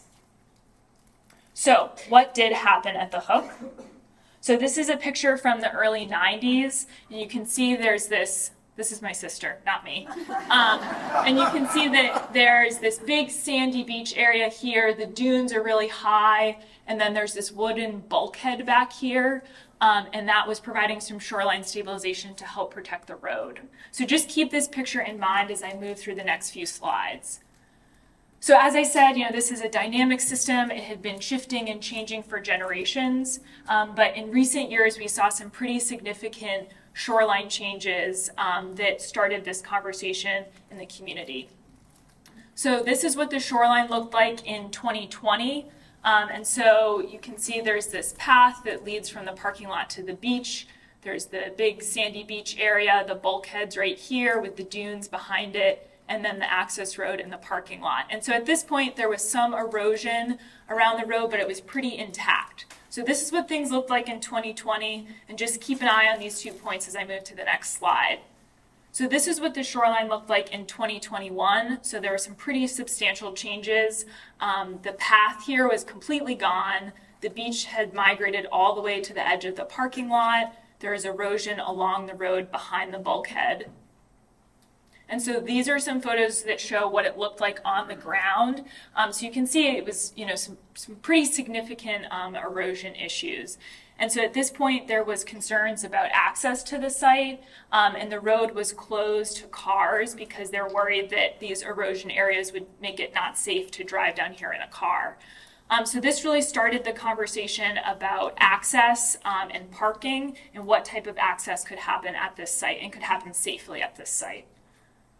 So in the spring of 2021, the community started having conversations with DEP about emergency repairs to the road to help maintain vehicle access down to the beach area. In June, at town meeting, the town appropriated funds to do some repairs to the road, and then hired an engineer to come up with some designs for the road. So at this point, some community members also reached out to Pete. He'd been mapping the dunes out on, or the beaches, I should say, out on Shebig for a number of years. And so people asked him to come out and do some presentations. to help people, understand the dynamics of this particular system, understand climate change and sea level rise, to help them evaluate the different options that they were looking at. So these were really, at this point, these were the three options that the community was evaluating. So it was protect, adapt, or retreat.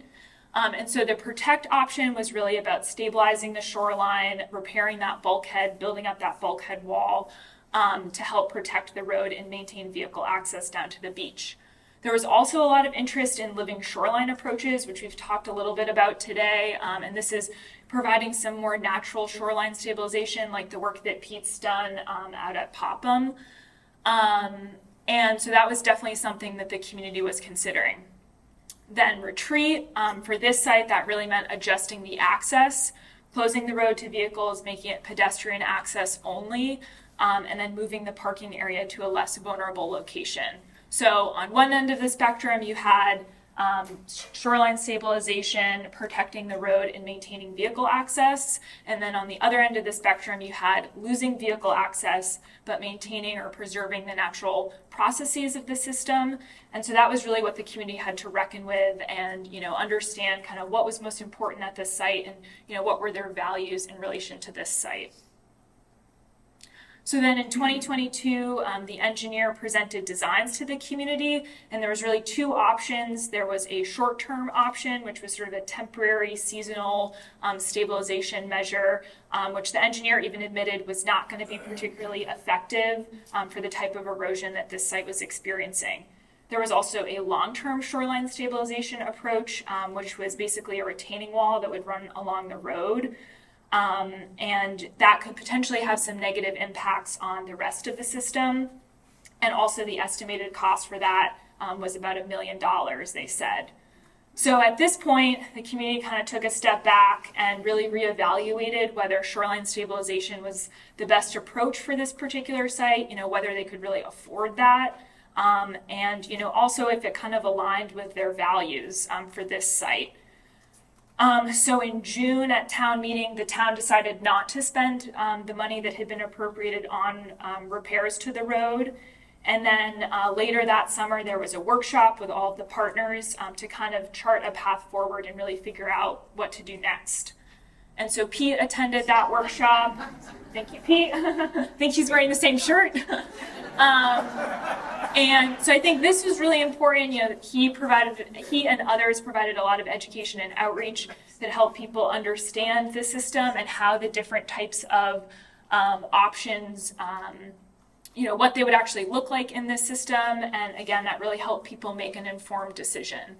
So kind of through all of these conversations in this process, the town and the Indian Island Company and the community decided to retreat. And so this meant making no repairs to the road, closing it to vehicles, making it pedestrian access only. And right now they're looking at alternative parking areas. So that's kind of where we are right now.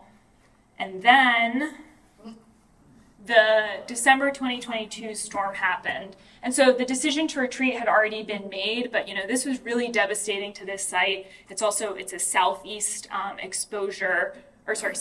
exposure. And so that it was really hit really hard by this storm and then also by the storms this past winter. So you can see it just sort of, the dunes were totally overtopped and the road was really eroded. And so this is what the site looks like now, and it looks completely different. And, this is really hard for people. I mean, it's hard for me, it's a place I've known my whole life and it looks completely different. And, it's also a little bit treacherous and precarious to access now.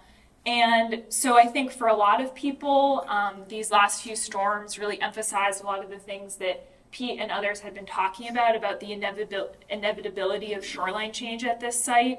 I think for other people, there are still folks in the community who felt that if something had been done at this site, that this wouldn't have been the outcome. And I think it's important to acknowledge that this was a really contentious process. It was a really difficult decision. And at the end of the day, it's not like it was a unanimous decision. So I think it's just, important to know that it's not sort of happy-go-lucky.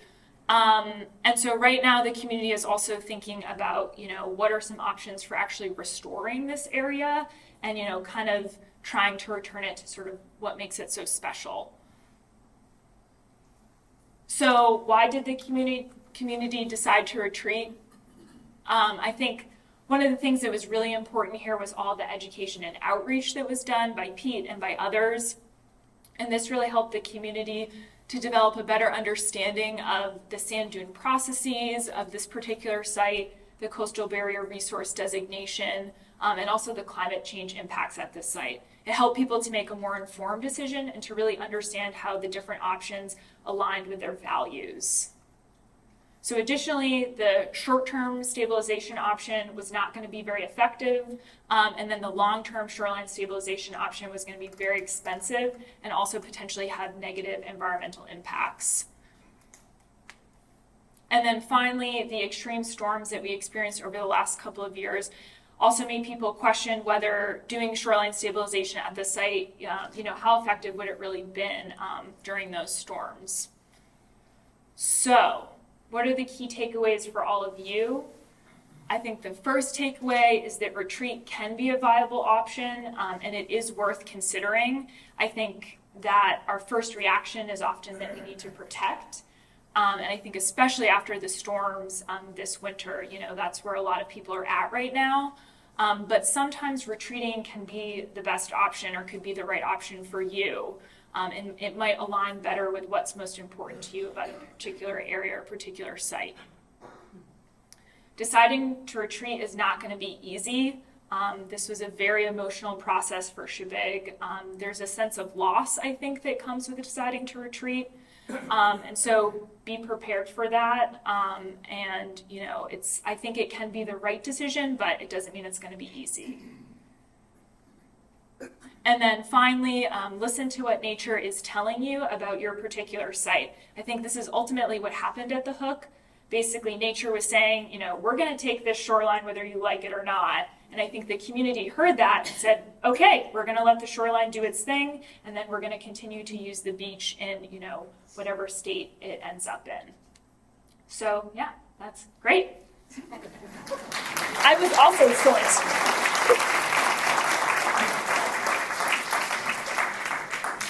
Next up is Susie Arnold from the Island Institute. Susie is their senior ocean scientist and director of their Center for Climate and Community. And she's going to share with us the science of hope.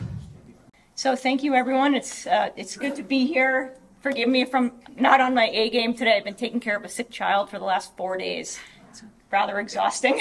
As Ellen mentioned, my name is Susie Arnold. I'm the senior ocean scientist at the Island Institute. I am a marine biologist by training. Tracy and the organizers invited me to come here to talk about a topic that is the clinical psychologist's topic by training. But I'm going to dive into a little bit of the science of hope, which I do think is an important message to include in an event like today. Let's see here. Oops. So first, just a little bit of background. So as a marine biologist who studies ocean climate change, I'm often asked to give presentations about topics that have to do with ocean climate change, and they're often rather depressing. Warming waters, increasing ocean acidification, invasive species, you name it. And it tends to leave people with a feeling of despair. And one of the questions that I get most often after these presentations is, in the face of all this bad news, what gives you hope? And so I just wanted to stress that time after time, my answer pretty much remains the same. And it is participating in events like this that are organized by community volunteers, where we've got auditoriums packed with dedicated folks who are all here to take action on climate. And after leaving events like this, I find myself even more motivated personally to take action on climate change. So before I dive into that science of hope, which I've been asked to talk about, I'm going to share a quick story about why me, a marine biologist, is talking about the science of hope. So As I mentioned, I give a lot of doom and gloom science presentations, and it was a couple years ago. I was coming out of the pandemic. We were finally back in person, and I was giving a lecture to a fisheries-dependent community talking about ocean climate change. And I ended the presentation, and one of the members was practically in tears in response to kind of all of the challenges facing their coastal community. And at that moment, I thought, wow, I need to change something about the way I'm communicating science.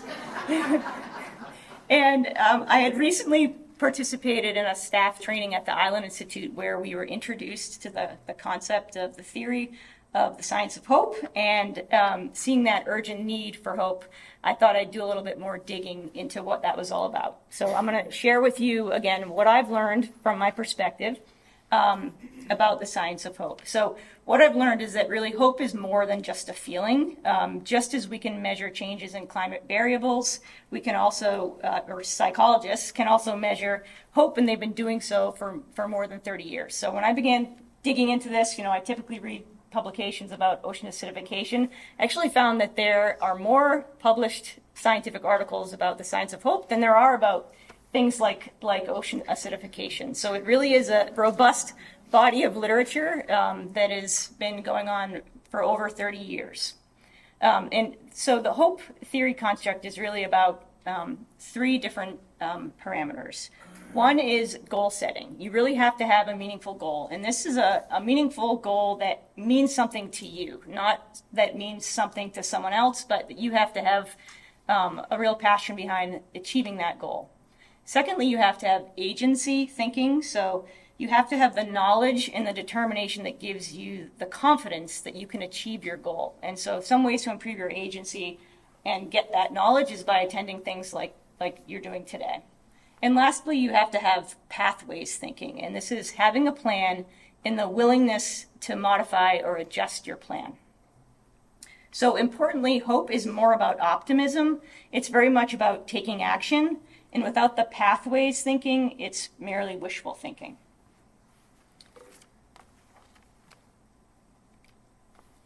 Okay, so taking a hope-based approach to climate communications is really important. Actually, Maine-based physicians have reported that climate change is worsening the mental health and well-being of their patients. So climate anxiety has been shown to lead to both action, but also to paralysis.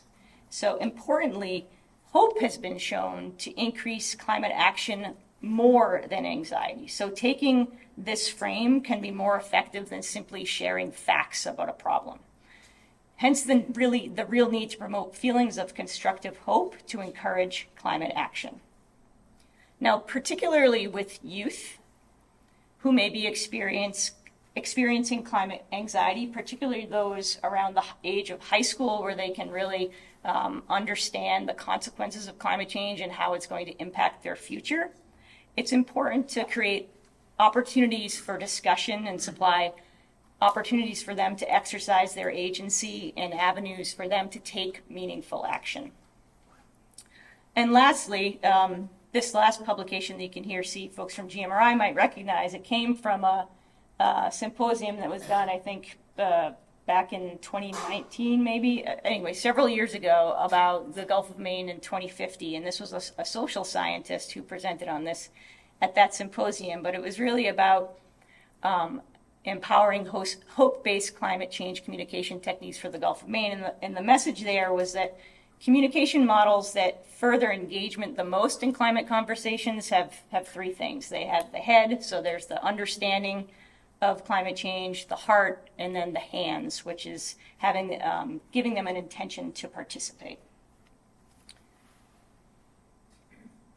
Okay, so one of the single best predictors of hope is actually our connectedness with each other.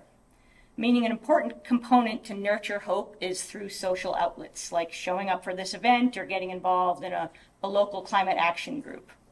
These also build social capital or strong relationships, which make communities not just more resilient, but better situated for disaster preparedness and response. And having worked at the Island Institute now for over 12 years, I really saw that important piece about social connectedness in the response of many coastal communities after the January storms. I mean, I live in a fairly large city for the state of Maine, and our response was not as coordinated as some of the small island communities that I work with. And I think a lot of that has to do with the fact that people know their neighbors and they feel that social connectedness with the people around them, and they can really rely on them.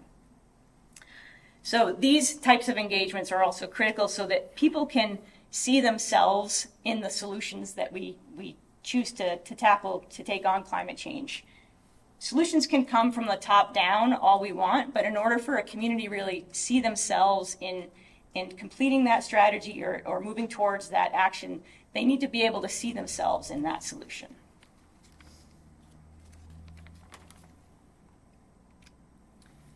Okay, so as I mentioned, there's a great distinction between hoping, which is all about action, and wishing, which is passive. Oh, I'd really like to do something about this, but I don't think there's much I can do. So I wanted to end this talk about hope by linking this hope theory construct to Maine's climate action plan, which is called Maine Won't Wait, and to flag an immediate kind of pathway that you all can take to weigh in on Maine's climate planning process, which is underway right now at the state level. I really see a lot of similarities between Maine's climate planning process and this hope construct. The Climate Action Plan lays out incremental goals. It's updated every 4 years. It provides agency through the planning process and pathways for its goals to be achieved. And I just wanted to back up a little bit for those not familiar with Maine's climate action planning process. Back in 2019, Governor Mills signed into law the legislation to create the Maine Climate Council. It also created the Scientific and Technical Subcommittee that informs the work of the Maine Climate Council and the 6 working groups. The Maine Climate Council itself is a 39-member panel consisting of scientists and industry leaders, state agency staff, and its charge is to develop Maine's climate action plan. The last one was released in 2020, and the next iteration will be updated and is due to the legislature on December 1st of 2024. It also created the Scientific and Technical Subcommittee, which is responsible for identifying the impacts of climate change on Maine. And the STS, as we're known, just released its 2024 scientific assessment back in June. The Equity Subcommittee, importantly, was created to ensure that benefits across diverse population, or benefits are spread across diverse populations in Maine, and that we have a diversity of voices informing the climate action plan. Lastly, the 6 working groups are comprised of over 200 volunteers that recommend strategies to the Maine Climate Council for achieving Maine's climate action plans goals. I wanted to point you to that opportunity where you can participate in this process. The Maine Climate Council is currently considering the recommendations of these 6 working groups as we speak. They were presented, the 6 working groups presented their recommendations to the Climate Council on June 18th. And up here you can see the link where you can go and see what those recommendations are. And under each of the working groups' recommendations, you can take a survey to help prioritize what you think the Maine Climate Council should be prioritizing in the next action plan, which I said is to be released in less than 6 months now. The working groups, so I wanted to pick out what was most relevant to this particular discussion today, and the working groups that have recommendations that pertain particularly to coastal bluffs are the Community Resilience Working Group and the Coastal and Marine Working Group. There is a lot of information on this website, and I would never expect anyone to, unless you're on the Climate Council, to read all of this. But there are these small opportunities for the public to weigh in on what we think is most important. And you can take the survey directly linked to some of these particular recommendations by going to this website. I'm about to finish up, but I wanted to share a direct quote coming from the Community Resilience Working Group that I think really encapsulates a newfound emphasis on the link between climate change and mental health. And the Community Resilience Working Group, in their final recommendations, said the following: If we are to be successful in achieving our goals and mitigating harm, we must address such factors as resilience, mental health, hope, engagement, communication, and leadership. Such crucial omissions explain many of the difficulties climate leaders encounter in reaching diverse populations, inspiring action, and sustaining engagement. So I'm very pleased to see this emphasis on the link between mental health, the importance of hope, and how it pertains to climate change in the climate planning process at the state level. So lastly, if anyone is interested in pursuing more information about the science of hope and how it's linked to climate action, I wrote a short column in the Working Waterfront newspaper last month, and then there's a longer referenced chapter in the Scientific and Technical Subcommittee's most recent report on the effects of climate change in Maine, and you can find that. It closes out the report. With that, thank you for inviting me to talk about this topic, and I'll turn it over to Gail.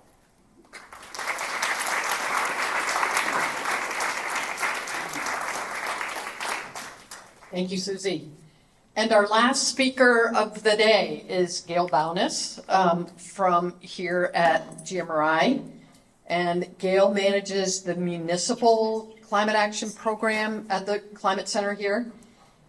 She engages coastal communities in better understanding local sea level rise impacts and provides them with knowledge, skills, and tools to develop community-focused and data-driven resilience plans for coastal flooding. And she's going to talk about planning forward. And then we'll have more Q&A.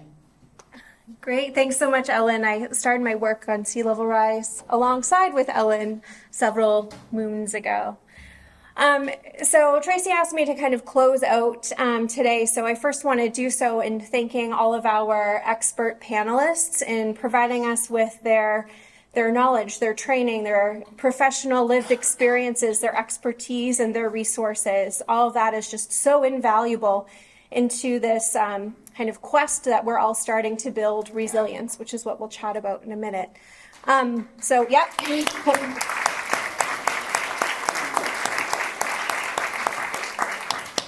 And second, I want to thank all of you. There's like the expert kind of resource component to resilience, and then you all are also experts. You are local experts within your communities. You are stewards of your land. You know how your community functions and values and the goals that you have for why you live where you live. And without being able to match that knowledge alongside with expert knowledge on engineering solutions or understanding landscapes, we're never going to get a full picture of what your community, how it is functioning today, or how you want to see it functioning in the future and what steps to take towards that resiliency. So I put up just a very vague definition of resilience. And one thing that I really enjoy about this word is that it's one that we can all really define for ourselves as individuals. We can define it for our communities as well.